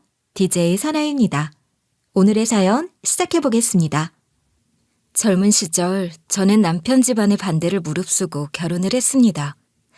저희 부모님은 작은 생선 가게를 하면서 어렵게 절 키워주셨는데 시가에서는 그런 저희 집을 마음에 안 차 했었죠. 뭐 하나 별 볼 일 없는 집이랑 결혼해서 나중에 후회할 일만 있다. 생각 잘해봐야 돼. 네가 뭐가 아쉬워서 생선집 딸내미랑 결혼을 한다는 거야 대체? 네가 뭐가 부족해서? 너무 변변찮은 직장 다닌다고 그래서 그러냐? 그럼 어때? 부모가 멀쩡히 다 지원해주는데. 배워먹지도 못하네. 뭐가 좋다고 그러는지. 뭐 변변찮게 봐줄 만한 낯짝도 아니구만. 시부모는 남편을 뜯어 말리며 절 무시했어요. 난 이 사람 아니면 안 돼. 이 사람 아니면 나한테는 아무도 의미 없다고. 그러니까 엄마 아빠도 그런 줄 아시라고요. 아무리 반대를 하셔도 난 이 여자랑 무조건 결혼할 거니까. 그래도 남편이 저 아니면 죽겠다고 드러누울 정도였고 저한테는 아무리 부모님이 반대하고 집안에서 마음에 안 들어 해도 자기가 지켜주겠다면서 간도 쓸개도 다 빼줄 것처럼 굴었어요. 결혼 전엔 정말 저를 끔찍이 아껴주던 남자였거든요. 결국엔 그런 남편의 태도에 시가에서도 두 손 두 발 다 들었고 저도 그 불 보듯 뻔히 힘겨워 보이는 길을 남편 하나만 믿고 덜컥 걸어보기로 결심을 한 거예요. 남편이랑은 서로 좋아 죽고 못 사니까 그 마음이 영원할 줄 순진하게 믿고 결혼을 한 거였죠. 저도 참 어리고 어리석었던 거죠. 한낱 갈대 같은 남자의 마음을 믿다니. 사람 감정이란 것만큼 믿지 못할 게 또 어딨다고. 그렇게 쉽게 변해버리는 것을 말이에요. 신혼 때는 그렇게나 잘해주고 좋아 죽겠다고 못살게 굴던 남편은 결혼하고서 한 3, 4년쯤 지나면서부터는 슬슬 태도가 달라지기 시작했어요. 남편은 점점 무심해져 가기 시작했고 말도 툭툭거리면서 하기 시작하더라고요. 그러다가는 점점 저를 타박하는 시가 사람들의 합세에 본인도 저를 구박하기에 이르렀습니다. 시가에서 저를 구박하는 주된 이유는 제가 임신을 하지 못하는 몸이라는 사실이었어요. 결혼한 지 3년 가까이 되도록 아이가 들어서질 않아서 남편이랑 같이 검사를 받아봤었거든요. 근데 병원에서 제 쪽에 문제가 있다는 얘기를 들었던 거예요. 요즘 사람들에게도 아이를 낳기 힘들다는 얘기를 들으면 충격적인 건 다를 게 없겠지만 저희 때는 훨씬 더 그랬죠.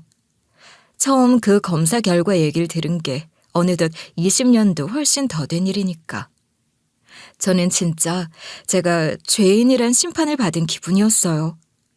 결혼해 살면서 아이를 낳지 않는다는 건 상상도 해본 적이 없었고 제가 아이를 낳지 못하는 몸이라는 얘기를 들으니 정말 사람 구실도 못하는 인간이 된 것만 같았습니다. 그 뒤로 시가에서는 틈만 나면 저를 구박해대기 시작했어요. 저거 아유 뭐 하나 볼 거 없는 게 들어와서 말이야. 뭐 봐줄 게 있어? 집이 괜찮기를 해. 낯짝이 형편이 있기를 해. 직업이 번듯하기를 해. 돈을 잘 벌어오기를 해. 귀한 내 새끼한테 못 미쳐도 한참을 못 미치는 년이 말이야. 그러면 순풍 애라도 잘 낳아서 대라도 잘 이어야지. 내가 뭐 저더러 많은 걸 바랬나? 여자가 돼서는 그거 하나를 못하냐 이 말이야. 아이고 내 팔자야. 아유 내가 무슨 복이 저런 걸 며느리라고. 하나밖에 없는 내 아들을 저런 것한테 장가를 보냈으니 내가 내 가슴을 내가 쳐야지. 그러면서 시가에선 저를 세상에 쓸모없는 사람 취급을 하더군요. 그 뒤로는 참 외롭고 고된 살이가 시작됐던 것 같아요. 시가에서 구박하는 걸로도 모자라 남편까지도 합세를 했죠. 넌 진짜 나한테 고마운 줄 알아야 돼. 애도 못 갖는 여자랑 같이 살아주는 것만으로도 고마워해야지. 안 그래? 솔직히 막말로 네가 나 아니면 어디 가서 예쁨이나 받아봤겠냐? 내가 잠깐 눈이 삐어서 그나마 너한테 그렇게 잘했던 거지. 비린내 나는 생선집 딸한테 그렇게 이것저것 다 갖다 바치는 호구 같은 남자가 이 세상 어디 또 있을 줄 아냐고. 넌 나한테 평생 고마워하면서 살아야 돼. 어디 가서 옳게 취급도 못 받을 거 이렇게 걷어줘서는 여정 내치지도 않고 데리고 사는 게 어디야. 그러면서 남편은 점점 더 저를 탓하고 옥죄어 왔습니다. 지금 이 사연을 들으시는 분들은 아마 다들 바보처럼 그런 취급 당하고 그런 말을 들으면서 왜 그러고 살았느냐. 저를 한심하게 생각하실 수도 있을 거예요. 저도 지금 생각하면 참 답답하니까요. 하지만 그때 당시엔 제가 죄인이란 생각이 너무 컸던 것 같아요. 남편의 그런 말들이 소위 요즘 말하는 가스라이팅이었다는 것도 이제서야 보이더라고요. 그때 당시엔 그냥 제 쪽에 잘못이 있으니 당연히 제가 감수해야 한다고만 생각했는데 지금 생각하면 저도 너무 어리석었죠. 물론 진짜 나쁜 건 저희 시가랑 남편이었고 말이에요. 요즘 사람들 같으면 아마 절대 그렇게 당하고는 안 살 거예요. 그렇게 살아서도 안 되고요. 그런데 당시 제 경우엔 너무 이혼을 크게 생각했던 것 같아요. 결혼을 안 하고 사는 여자의 삶을 잘 상상하지도 못했고 이혼녀로서 살 날도 막막했고 그렇다고 친정의 도움을 받을 수 있는 상황도 전혀 못 됐으니까요. 친정이라도 좀 번듯했다면 생각이 달랐을 수도 있을 텐데 그나마 계시던 아버지도 돌아가시고 엄마 혼자 힘겹게 사시는데 감히 도움을 청할 입장도 못 됐고 하나 있는 딸내미 이혼한다고 나이 드신 엄마를 마음 아프게 하는 것도 도저히 상상이 안 갔던 거죠. 시부모가 돌아가시고 나면 좀 상황이 나아질까 싶었는데 그렇지도 않더군요. 이후 시부모가 나이 들어 세상을 떠난 후에도 시누이가 대신 시부모 노릇을 하며 절 구박했거든요. 넌 진짜 우리 집에 감사한 줄 알아야 된다. 알지? 우리 부모님이 돈 욕심 없고 손익 안 따지는 분이라 망정이지. 다른 집 시부모들 같았으면 어림도 없는 짓이야. 가진 거 하나 없이 시집와서 대 하나 못 이은 며느리를 그나마 며느리 취급해준 게 어디냐고. 고마운 줄 알아야지. 그거 모르면 인간도 아니지. 나였어 봐라. 우리 민준이가 너 같은 년을 며느리라고 데리고 왔다? 국물도 없어 이거사. 내가 시모였어 봐라. 아주 얄짤 없었지. 넌 운 좋은 줄 알아야 돼. 신우이는 시모보다 한술 더 떠 어이가 없는 말들을 늘어놓았죠. 누가 들으면 시부모가 되게 잘해주기라도 한 줄 알겠어요. 근데 신우이는 그보다 더하긴 했죠. 시모도 안 시키던 것들을 저한테 시켜대고 자기 친구들 모이는 자리에 저를 불러다 대놓고 식모 취급까지 해댔으니 말이에요. 시부모 돌아가시면 좀 편해질 줄 알았더니 그것도 아니더라고요. 그걸 보면서도 남편은 신우이를 말리는 신용이라도 할 생각을 하지 않았어요. 남편이 신우이한테 숙이고 들어가는 데는 다 이유가 있었어요. 사실 신우이랑 심해부 내외가 돈을 좀 잘 벌어서 남편한테 자금도 잘 대주고 이것저것 도움을 많이 줬었거든요. 무슨 사업하겠다고 설칠 때 큰 돈도 덥석 빌려주고 말아먹고 나서도 남편한테 생활비까지 대줄 정도였죠. 남편 능력이 그리 좋지 않은데도 어렵지 않게 살 수 있었던 게 신우이 덕이 컸어요. 물론 그 돈이 저한테까지 흘러온 적은 한 번도 없었고요.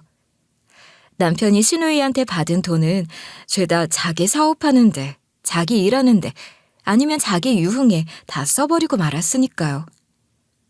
아무튼 그렇다 보니 제가 신우이한테 괴롭힘 당하고 힘들어하는 걸 보면서도 남편은 그냥 한눈으로 보고 흘리고 만 거예요. 참 비겁하기 그지없는 남자죠. 그런데 어느 날 저는 그동안 제가 너무나 억울하게 참고 살았었다는 사실을 알게 되고 말았어요. 그동안 몇십 년의 결혼 생활 동안 제가 억울하고 화나면서도 결국 숙이고 살 수밖에 없었던 제일 큰 이유가 뭐였어요? 저한테 문제가 있어 아이를 낳을 수 없기 때문이었잖아요. 그런데 알고 보니 저뿐 아니라 남편 쪽에도 문제가 있었다는 걸 뒤늦게 알게 된 거예요. 이 기막힌 사실을 알게 된 건 제 남편 친구를 통해서였어요.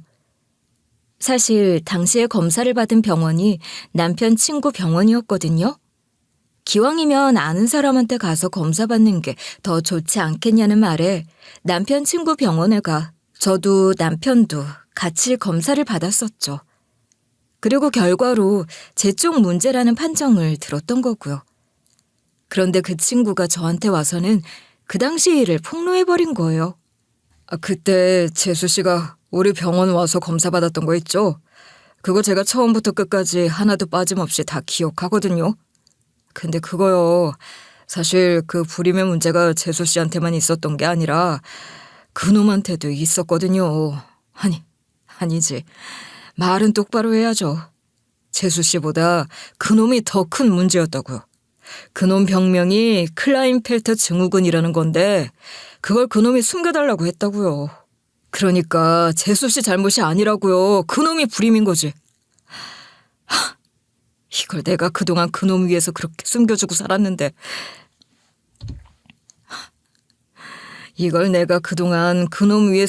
숨겨주고 살았는데 아무튼 이제 와서 말해서 미안합니다. 재수 씨. 의사로서 그러면 안 되는 건데 말입니다. 정말이지 기가 막힌 소리였습니다. 그 친구 의사의 말에 따르면 이름도 어려운 클라인필터 증후군이라는 게 염색체가 잘못돼서 나타나는 병인데 불임 치료가 매우 어려운 병이라고 하더군요. 뚜렷하게 여성적인 체형을 갖거나 지능이 저하된 사람도 있지만 사람에 따라서는 그 병을 갖고 있어도 지능도 멀쩡하고 육안으로는 이상 증상을 제대로 확인하기 힘든 사람도 많아 성인 되고 나서도 모르다가 임신 문제로 고민할 때쯤 알게 되는 사람이 많다고요. 아마 제 남편이 후자의 경우였나 봐요. 검사 결과를 보고 남편은 친구에게 부탁해 저에게는 그 사실을 감쪽같이 숨겼고 시가 사람들도 그 사실을 다 알면서도 자기 아들 탓하기 싫으니 모두 나에게만 뒤집어 씌우면서 살아왔던 거였더라고요. 그러고 보니 뭔가 남편에게서 그동안 좀 남성 호르몬이 적은가 싶은 부분들이 있었는데 그제야 생각해보니 그게 다 그 병 때문이었구나 싶더라고요. 채모도 유독 적고 이런 부분들 말이죠. 더 일찍 말씀드리지 못해서 죄송합니다, 재수 씨. 하도 성태 그놈이 사정을 해서 어쩔 수가 없었어요. 자기가 그런 거 밝혀지면 죽겠다고 줬는데 친구로서 어떻게 그런 사실을 폭로를 하겠습니까? 저도 뭐 그놈이 뒤에서 그렇게까지 할 줄은 전혀 몰랐죠. 지도 양심이 있으면 재수 씨 탓은 안 하고 살 줄 알았는데 아니 근데 말이야 난 자기 이런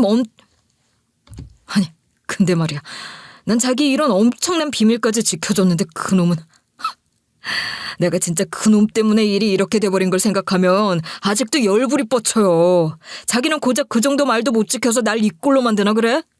내가 하도 열이 뻗치고 도저히 못 참겠어서 재수 씨한테 내가 아는 거 모조리 다 말할 작정으로 온 거예요. 알고 보니 그 의사인 남편 친구가 자기 병원 직원이랑 몰래 바람을 피우고 있었는데 그걸 제 남편이 알고 있었나 보더라고요. 그런데 남편이 술에 취해 입을 잘못 놀리는 바람에 의사 친구 아내가 그 사실을 알아버리게 되고 만 거죠. 그 덕에 그 친구는 이혼을 당하게 생긴 처지가 됐고요. 참, 이걸 끼리끼리라 해야 할지 뭐라 해야 할지. 지들끼리 들어온 비밀 숨겨주면서 뒤로는 이러고들 있는 아주 얄팍하게 그지없는 우정이었죠. 뭐 아무튼 그런 사실까지 알게 되고 나니 진짜 억장이 무너지더군요. 저는 더 이상 남편과 같은 공간에 있고 싶지도 않았어요. 홧김에 짐을 챙겨 나와 가출했고 얼마 전 이혼하고 혼자가 된 친구 집에 가 있었습니다. 친구 집에 있으면서 전 이혼을 진지하게 고민했어요. 배우자가 불임이라는 사실보다 100만 배, 1000만 배 더 힘든 건 배우자가 날 평생 속여왔다는 사실이잖아요. 그러면서 제가 구박받는 걸 다 지켜보고 심지어 거들기까지 했던 남편과 더 이상 부부로 함께하고 싶은 생각이 들지 않더군요. 남편이 계속 연락을 해대며 자기한테도 해명할 시간을 달라 보챘지만 전화도 받지 않았어요. 희연아, 나 그냥 이혼하려고. 더 이상은 그 사람이랑 살 이유가 없는 것 같아. 이혼하면 난 정말 죽는 줄 알았거든. 오갈 데 없는 처지에 믿을 사람 하나 없는 내가 이 나이 먹고 이혼까지 해서 어떻게 사나 싶었으니까. 근데 그게 아닌 것 같아. 혼자 외롭게 살더라도 차라리 사람답게 사는 게 낫지. 내가 대체 뭐라고 살았던 거니? 그래, 현진아. 이혼 그거 별거 아니더라. 나 봐. 얼마나 떳떳하게 멀쩡하게 잘 살아가는지. 너도 충분히 할 수 있어. 그런 인간하고 하루라도 더 같이 살아봐야 뭐하니? 잘 생각한 거야. 결심 잘했어. 그렇게 제가 이혼을 마음먹은 무렵 갑자기 신우이한테서 연락이 왔더군요. 그러면서 뜻밖의 소식을 전해왔죠. 다름 아닌 제 남편이 사고로 저 세상으로 갔다는 얘기였습니다. 비록 원망과 미움이 컸고 헤어짐까지 결심한 남편이었지만 갑작스레 저 세상으로 떠났다는 얘기를 들으니 그래도 심장이 철렁하더라고요. 그러면서 혹시 나 때문에 힘들어하다 술이라도 취해 사고가 난 건 아닌가 죄책감도 들었어요. 제가 남편 전화를 모두 무시했고 연락도 일절 받지 않은 지가 꽤 됐었으니까요. 하지만 제 남편이 어떻게 세상을 떠나게 된 건지 그 자초지종을 알게 되자 오만정이 뚝 떨어지더군요. 실은 제가 그동안 남편이 바람을 피운다는 의심을 좀 해왔었거든요. 그런데 남편이 죽을 때 그 여자랑 같이 있었다는 걸 알게 됐던 거예요. 둘은 술이 잔뜩 취해서는 팔짱을 끼고 신호 위반으로 찾길을 건너다가 달려오던 차에 치여 골로 가버린 거였더라고요. 이 인간은 진짜 마지막 순간까지도 날 기만했구나 싶어 기가 막혔습니다. 그런데 더 환장할 일은 그 다음에 있었어요. 남편이 어쨌든 사고로 숨졌으니 보험금이 나올 거 아니겠어요? 그래서 보험금 수령 때문에 알아봤더니 글쎄 남편 보험금 수령인이 신우이로 돼 있는 거예요. 이게 어떻게 된 건가 싶었죠. 그동안 남편 보험금을 다달이 낸 건 저였거든요. 사실 남편 보험 같은 거 저는 들 생각도 돈 낼 생각도 없었어요. 근데 신우이가 하도 닥달을 해댔었거든요. 네가 아무리 무능해도 말이야. 나가서 단돈 100이라도 벌어와야지. 애도 못 낳는 게 집에서 전업주부로 뒹굴면서 살아서야 되겠어? 양심이 있으면 나가서 일을 해야지, 일을. 이래서 남편 보험금이라도 대고 다만 몇 푼 반찬값이라도 보태야 사람 노릇은 할 거 아니니. 너도 인간인데. 그러면서 남편 보험금 비싼 값을 저더러 감당하라고 시누이가 종용을 했었죠. 그래서 쇠 빠지게 일해서 남편 비싼 보험금 감당하고 했었는데 그게 다 일부러 저 일 시키려고 더 비싼 보험을 들었던 거였나 봐요. 심지어는 보험 수익자도 본인으로 해놓고 말이죠. 결국 전 그렇게 남편 보험금 한 푼 받지 못했고 억울하게 쫓겨나다시피 하고 말았어요. 무능했던 남편에게 그나마 있던 재산 중 돈 될 만한 것들은 죄다 시누이 명의로 되어 있더라고요. 애초에 남편은 시누이로부터 자금을 자주 지원받아 펑펑 쓰면서 생활해 왔으니 그럴만도 했죠. 결국 그렇다 보니 제가 받을 수 있는 것은 얼마 있지도 않았고요. 그렇게 거의 빈손이나 다름없는 처지로 나오게 된 저는 다시 가출 당시 신세를 졌던 친구 집에서 지내는 처지가 됐어요. 정말 미안하다 희연아. 당분간만 신세 좀 질게. 내가 월세는 부담할게. 당분간만 부탁 좀 하자. 예, 됐어. 친구 좋다는 게 뭐니? 너도 나 힘들 때 내 하소연 다 들어주고 나 도와줬잖아. 우리 둘 다 친구라고 많지도 않은데 서로서로 돕고 살아야지. 걱정하지 말고 필요할 때까지 있어. 나도 너 있으니 안적적하고 좋다 뭐. 그런데 왜 이렇게 나쁜 일들은 자꾸만 연이어 겹쳐오고 마는지. 그나마 다니던 직장도 나이가 많다는 이유로 몇 달 뒤에 잘리고 만 거예요. 저는 그동안 대형마트에서 오랫동안 일을 해왔었는데 최근에 여기저기 대형마트들이 하나둘씩 문을 닫고 인원을 축소하는 움직임을 보이는 탓에 우리 마트 직원들도 좀 떨고 있었거든요. 그런데 아니나 다를까 저희 마트 역시 인원 감축을 하게 됐고 나이대 있는 사람들이 제일 먼저 해고 대상이 되고 만 거예요. 저는 정규직도 아닌 계약직으로 1년에 한 번씩 계약서를 새로 써왔다 보니 마땅한 퇴직금도 얼마 받지 못했죠. 상황이 그렇다 보니 정말 절망스럽기만 하더라고요. 혼자가 됐지만 직업이라도 있어야 먹고 살 텐데 앞길이 막막했죠. 그런 제게 친구가 갑자기 서프라이즈가 있다며 집 밖으로 절 불러내더라고요. 그렇게 나가봤더니 웬 솜사탕 기계 하나를 내미는 겁니다. 이게 서프라이즈라니 좀 우습긴 한데 너 이거 우습게 볼 거 아니다? 이게 은근히 쏠쏠하게 돈이 된단 말이야. 너도 알지? 내가 전업주부로만 평생 살다가 남편이랑 이혼하고서 얼마나 앞길이 막막하던지. 그래서 내가 안 해본 게 없잖니. 붕어빵 장사에 군고구마 장사에 이 솜사탕 장사까지. 근데 이것들이 보기엔 좀 허름해 보여도 무시할 거 못 된다 너. 그리고 요즘이 딱 운동의 기간 아니니.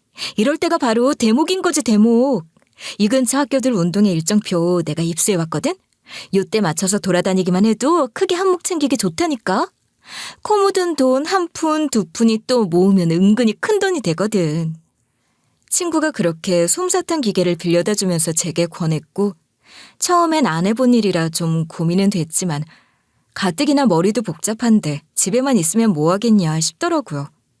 일단 뭐라도 하면서 돈도 벌고 머리도 식히고 다시 뭐 해먹고 살지 궁리를 좀 해봐야겠다 싶어서 주변 학교를 돌아다니면서 운동회 날 대목 장사를 하게 됐죠. 처음엔 낯설었지만 기계로 하는 거다 보니 몇 번 연습하면서 익히게 됐고 일 자체는 그렇게 어렵진 않더라고요. 마트 일을 오래 해왔다 보니 뭐 그렇게 특별히 부끄럽고 창피한 것도 없었고요. 그런데 한 가지 문제가 생겼죠. 원래 노점은 불법이지만 학교들이 운동회 날에는 그냥 다들 눈 감아주고 그런다기에 별 걱정을 안 했는데 네 번째 학교의 운동회 날 학교 경비원에게 딱 걸리고 만 거예요. 에헤이, 여기서 이러시면 안 되죠. 여기는 무슨 시골 핫바리 학교인 줄 알고 이러시나. 이런 부자 학교에서 그런 설탕덩어리 불량식품 같은 거 팔아봤자 애들 먹이지도 않아요. 무슨 이런 학교에 그런 걸 들이밀고 들어올 생각을 하고 있어, 아줌마가 참. 경비원이 솜사탕 기계를 끌고 들어선 절 비아냥대는 거였죠. 그냥 좋게 말해도 될 것을 조롱까지 해대며 하니 저도 열이 받아 살짝 말다툼이 일었지만 결국 제가 불법으로 장사를 하고 있었던 건 사실이었기 때문에 조용히 정리를 할 수밖에 없었어요.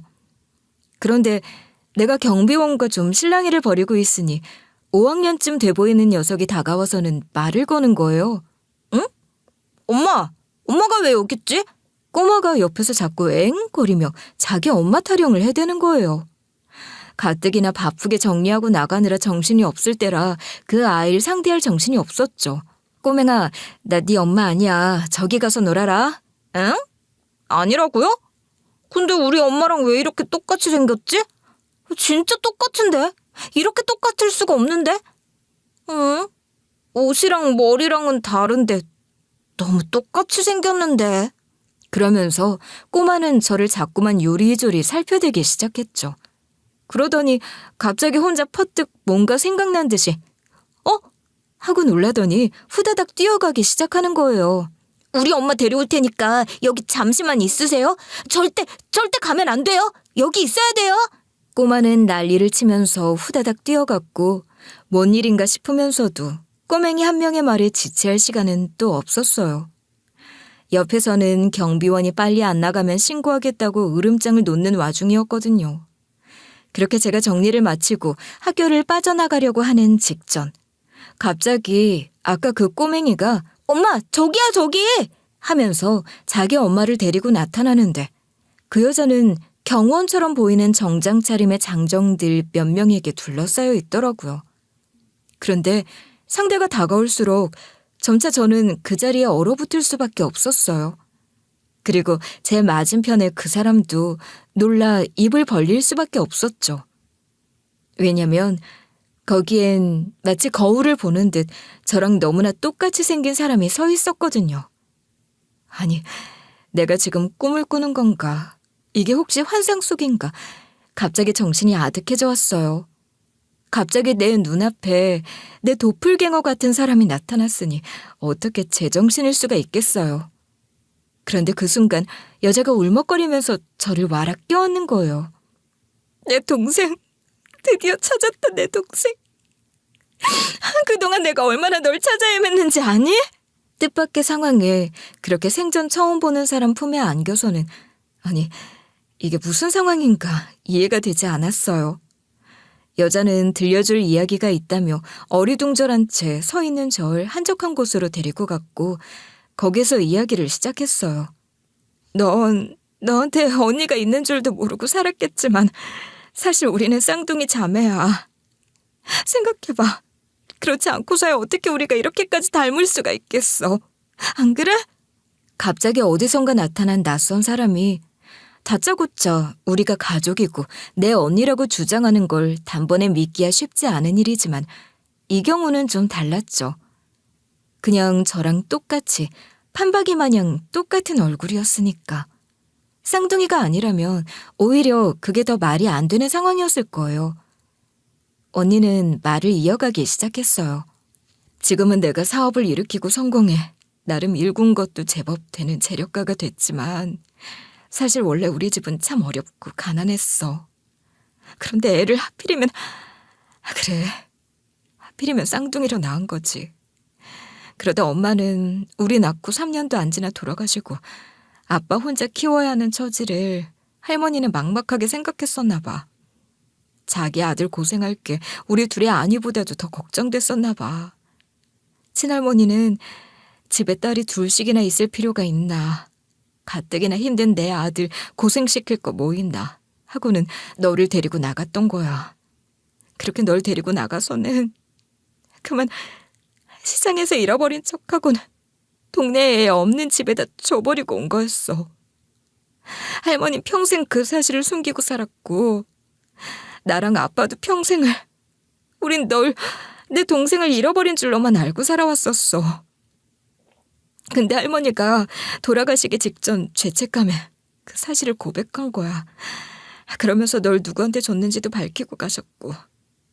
하지만 뒤늦게 찾아보니 널 데려간 양부모는 이미 동네를 떠나버린 뒤였고 누구도 연락처를 알지 못했어. 그래서 찾을 길이 막막했지. 아무리 찾으려고 애를 써도 도저히 행방을 알 길이 없었어.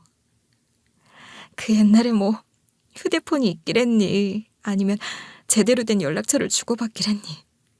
그저 한 동네 살던 이웃들이지. 어디로 이사를 간 건지, 어디 가서 뭐라고 사는지도 알 길이 없으니 그저 망연자실할 뿐이었어. 언니의 고백에 전 충격에 휩싸이고 말았어요. 제가 평생을 친부모라고만 믿고 살아왔던 제 부모님에게도 미칠 듯한 배신감이 들기 시작했죠. 아니, 강아지 새끼 한 마리 옆집에서 얻어와 키우는 것도 아니고 어떻게 애를 그런 식으로 데려다 키울 수가 있어요? 아무리 애를 못 낳는다고 해도 그렇지 어떻게 그런 짓을 할 수 있는 건지 말이 나오질 않더군요. 이 사실을 알게 된 후 저는 엄마에게 가서 울며 따졌고 엄마는 제 앞에서 싹싹 빌더라고요. 아무리 노력해도 아이는 들어서질 않고 너무너무 아이가 갖고 싶었는데 그때 눈에 네가 들어왔어. 이따금 시장에서 생선 사러 오는 할머니 등에 업힌 쌍둥이 자매가. 그래서 나도 모르게 자꾸 눈여겨봤었지. 아이들이 너무 예쁘고 부러워서 나도 모르게 이런 딸이 있으면 좋겠다는 말을 했었는데 그걸 할머니가 귀에 담아뒀었나 보더라. 어느 날 와서 나한테 그런 얘기를 하는데 차마 거절을 못했다. 그 집에서는 필요가 없어 떼어내버리고 싶다는데 나한텐 네가 얼마나 귀하고 예뻐 보이던지. 저 집에서 천덕꾸러기 취급받으며 자랄 바에야 내가 잘 키우는 게 낫지 않겠나. 그땐 그런 생각을 했다. 그래서 약속을 하고 데려온 거야. 내 배 아파 낳은 자식보다 더 소중하게 키우겠다는 다짐을 하고서. 너한테 말하지 못해 미안하다. 아무리 탐이 나도 자식을, 사람을 그렇게 데려오는 게 아닌데 너한테 정말 죽을 죄를 지었다, 현진아. 엄마가 꺼이꺼이 울어대며 제게 빌기 시작했고 저 역시 말없이 눈물만 쏟아냈습니다. 실제로 저희 엄마 아빠가 그 힘든 형편 속에서도 절 사랑으로 잘 키워준 건 사실이었기 때문에 저 역시도 단 한순간도 저희 부모님이 제 친부모가 아닐 거라는 의심을 한 적이 없을 만큼 절 친자식처럼 아껴준 것도 사실이었기 때문에 그런 엄마의 말에 저도 그만 말문이 막히고 말았어요. 차마 그 배신감과 허무함과 알 수 없는 복합적인 온갖 감정들을 다 추스르긴 어려웠고 저에게도 생각할 시간이 좀 필요하다고 엄마 집을 나섰죠. 일이 이렇게 되고 나니 정말 너무나 큰 헛헛함이 밀려오더라고요. 그나마 의지할 구석은 가난하지만 정든 친정이었는데 그 친정마저도 진짜 내 가족은 아니었다니. 내 인생이 어떻게 이런가. 나에겐 왜 이렇게 바람잘 날이 없고 힘든 일들만 일어나나 싶어 눈물이 났습니다. 그런 와중 친언니는 계속 연락을 해왔어요. 자꾸만 절 자기 집으로 데려가고 뭐라도 해주고 싶어 했고 그런 언니를 만나 저희는 그동안 살아온 인생 얘기를 하게 됐죠. 저만 힘들게 산 줄 알았지만 들어보니 언니의 인생도 그리 만만하지는 않았더군요. 언니는 지금은 성공한 삶을 살고 있지만 그 자리에 올라오기까지 힘든 역경들이 많았더라고요. 언니가 지금 경호원을 그렇게 대동하고 다니는 이유도 예전에 사업상의 분쟁과 관련이 있더군요. 자기한테 보복을 하려는 사람한테 당할 뻔한 적이 있었고 목숨의 위협까지 느낀 적이 있었다는 얘기를 듣는데 소름이 쫙 끼칠 정도였죠. 그래서 그 뒤 트라우마 때문에 경호원을 그렇게 대동하고 다니는 거고 사생활에서도 어려움이 많았던 얘기를 들으니 마음이 아프더라고요. 게다가 친언니도 저처럼 난임을 겪어서 오랫동안 아이를 못 가졌다고 하더라고요. 어쩐지 친언니 자식이 여태 초등학생인 게 너무 어리다 싶었는데 40대 중반이 다 돼서 아주 어렵게 낳은 아이라고 하더라고요. 저의 경우에는 남편 쪽 문제가 더 크긴 했었다지만 쌍둥이 언니도 애를 못 가져서 힘들었다는 걸 보면 자매가 둘 다 타고난 건가 싶은 생각도 들더군요. 아무튼 아주 어릴 때부터 남편 만나 결혼한 후의 삶들까지 저희는 모든 이야기를 나누게 됐고 그러면서 저는 시부모랑 시누이가 저를 얼마나 갈궈왔는지도 하소연을 했죠. 그 대목에서 친언니는 완전히 불같이 화를 내더라고요. 그게 무슨 말이나 되냐고. 보험금에서 제 몫을 주장해야 된다고 저보다 더 열이 받아 날뛰어댔죠. 그런 언니에게 제가 고개를 절레절레 내저었어요. 나라고 안 알아본 건 아니야. 그런데 보험금은 상속재산이 아니라 지정된 수익자가 아니면 못 받는다더라고. 이미 그렇게 수익자가 정해진 이상 내가 어떻게 할 수 있는 게 없다는 답만 들었지. 방법이 없대. 어쩌겠어. 억울하지만 방법이 없다는데. 아니야. 꼭 그렇지가 않아. 유류분 권리자에게 손해를 가할 목적으로 이루어졌다면 유류분 청구가 가능할 수도 있다고. 물론 내가 보험 전문가도 아니고 변호사도 아니라서 정확하게는 모르고 유류분을 받을 수 있을지 100% 장담하기는 어렵지만 아무튼 이렇게 넋놓고 당하고만 있을 일은 아니야. 어떻게든 할 수 있는 데까지는 해봐야지. 안 그래? 아니다. 이러고 있을 게 아니라 당장 우리 변호사한테 손을 써야겠다. 내가 도와줄게. 언니는 변호사 통해 소송을 걸어보자고 했고 그렇게 저는 언니의 도움을 받아 소송을 하게 됐어요. 언니가 없었다면 생각도 못했을 텐데 언니 덕에 용기를 낸 거였죠. 소송 과정에서 변호사는 지정된 수령인이 있다면 원칙적으로 그 사람에게 지급되는 것이 맞고 제가 보험료를 모두 납부했다고 하더라도 그건 혜택을 받는 권리와는 별개라 수령 권리를 주장할 수는 없다고 하더라고요. 그 말을 듣고 저는 좀 낙담했죠. 그래, 역시 별 수 없구나 싶었어요. 그런데 그때 변호사가 한마디를 덧붙이는 거예요. 그런데 말이죠. 수령인이 남편분의 의도와 다르게 지정이 됐거나 혹은 남편분이 수령인을 지정하는 과정에 어떤 압력이 있었다면 그 부분에 대해서는 법적 문제를 제기해 볼 수 있거든요. 혹시 이 부분에 대해서 우리가 뭔가 해볼 만한 특이점이 있을까요? 변호사의 말을 듣는데 퍼뜩 스쳐가는 생각이 있었어요. 사실 남편이 그동안 시누이한테서 금전적 도움을 많이 받았다고 했었잖아요.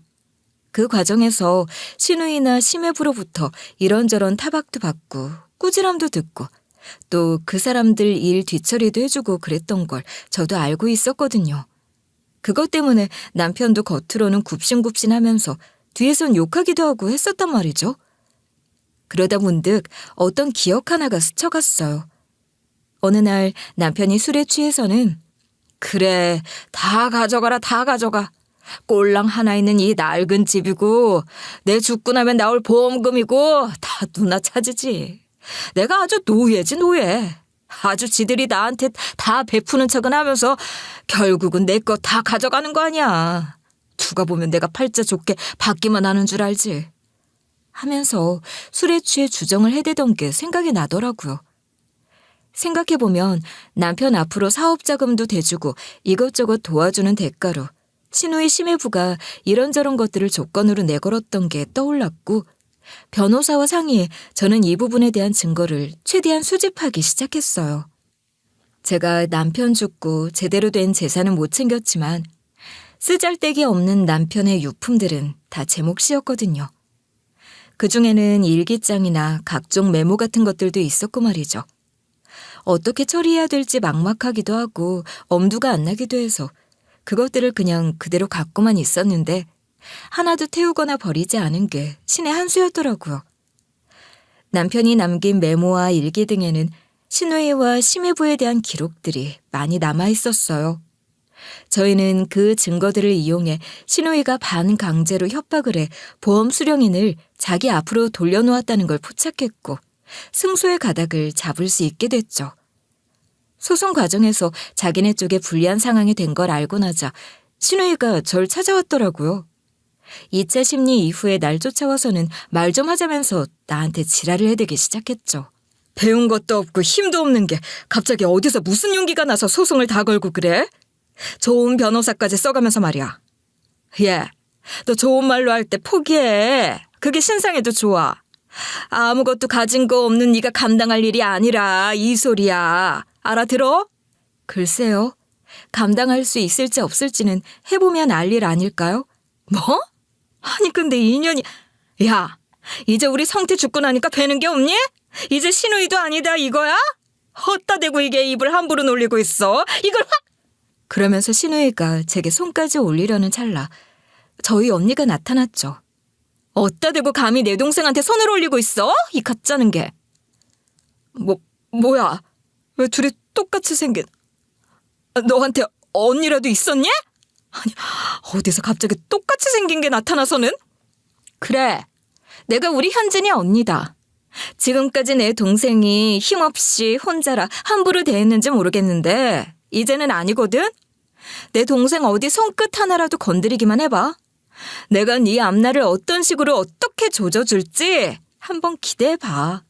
쌍둥이인데도 저와는 다른 삶을 살아와서인지 언니는 기백이 장난 아닌 사람이었고 언니가 그렇게 기선제압을 하며 소리를 치기 시작하자 신우이도 한 발 물러서더군요. 신우이는 저한테 친언니가 있다는 사실을 그때 처음 알았고 언니가 하고 있는 차림새나 말투하며 함께 온 경호원에 포스하며 저희 언니가 보통 아닌 사람이라는 걸 직감했는지 꼬리를 내리더라고요. 그리고 이후 나한테 연락해서는 친언니에 대해 묻기 시작했고 저는 언니 이름이랑 회사 이름만 알려주고 알아서 찾아보시라고 했죠. 솔직히 그때 언니 이름을 알려준 건 순전히 저의 자존심 때문이었던 것 같아요. 솔직히 신우이한테야 알 거 없다고 잡아떼면 그만인데 내심 저희 언니가 이만큼 대단한 사람이라는 걸 좀 과시하고 싶은 마음이 좀 있었던 것 같아요.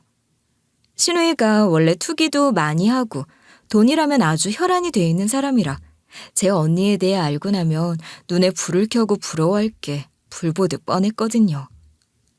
평생을 신우이한테 당하고 살다가 친언니 등에 업고 신우이한테 한 방 날리니까 그렇게 통쾌할 수 없었던 거죠. 네가 그렇게 무시해댔지? 근데 나한테 이런 언니가 있었다? 어쩔래? 난 이제 우리 언니가 지켜줄 거니 이제 너 나한테 절대 함부로 못할 거야. 어때? 하면서 자랑하고 뻐기고 싶은 마음이 컸던 거죠. 그래서 언니가 얼마나 대단한 사람인지 알려주려고 회사 이름이랑 언니 이름을 알려줬던 거고요. 그렇게 제가 알려준 정보를 토대로 신우이는 나름대로 뒤에서 조사를 해봤고 저희 친언니의 존재에 대해 알아봤나 봐요. 그러더니 갑자기 태도를 바꿔 나오기 시작했죠. 저기, 그 재판 더 이상 할 필요 없어. 내가 자기한테 사망보험금 유류분 다 줄게. 그러면서 전에 없던 식으로 완전히 납작 엎드리고 나온 거죠. 그러면서 저더러 다른 부탁을 하기 시작했죠. 대신 내가 그거 다 자기 줄 테니까 말이야. 대신에 나 자기 친언니분 한 번만 더 만나게 해주면 안 될까? 사실은 내가 올게 친언니한테 도움을 좀 받을 수 있을 것 같아서 그래. 알고 보니 신우이가 노리고 있던 투자 모임이 있었나 봐요. 그런데 저희 언니가 그 모임에서 꽤 입김이 센 사람이었던 거죠. 저는 전혀 모르고 살던 세계지만 부자들 사이에선 아름아름 그런 게 있는 모양이더라고요. 신우이는 늘 진짜 부자들의 어깨 너머를 기웃거리면서 자기도 그 대열에 합류하기 위해서 용을 쓰던 사람이었거든요. 근데 그런 사람들이 또 콧대가 높아서 아무나 잘 안 끼워주잖아요. 상황이 그렇다 보니 절 통해서 언니와 연이다 어떻게 줄을 한번 잡아볼 수 있겠다는 판단이 섰나 보더라고요. 사망보험금도 적은 돈은 아니지만 솔직히 신우처럼 돈 좀 만지는 사람한테야 차라리 사망보험금을 포기하고 투자 모임의 일원이 되는 게 더 이득이 될 확률이 높을 테니 그런 판단을 한 모양이었죠. 워낙 돈 버는 일에는 머리 회전이 빠른 사람이라 그런 판단을 내린 게 이해가 안 되는 것도 아니었어요. 신우이는 그때부터 저랑 언니에게 알랑방귀를 끼기 시작하더군요. 신우이의 속이 훤히 보이다 보니 친언니와 저는 머리를 썼죠. 예, 나한테 괜찮은 생각이 있는데 말이야. 저거 한번 제대로 꼬셔서 엿먹이는 게 어떻니? 너한테 그동안 저게 해온 게 있는데 그냥 처음부터 안 된다고 하는 건 너무 재미없잖아. 될 것 같이 애간장을 태우다가 막판에 뻥 하고 한 방에 나가 떨어지게 하는 편이 훨씬 타격감이 클 것 같은데. 안 그래? 그래서 일부러 친언니는 신우이에게 맘에 없는 말을 하기 시작했죠. 뭐 솔직히 제 동생한테 하셨던 걸 들은 이상 잘해줄 마음이 없는 건 이해하시죠? 그쪽이 워낙 했던 일들이 있으니까. 네, 그럼요. 충분히 이해합니다.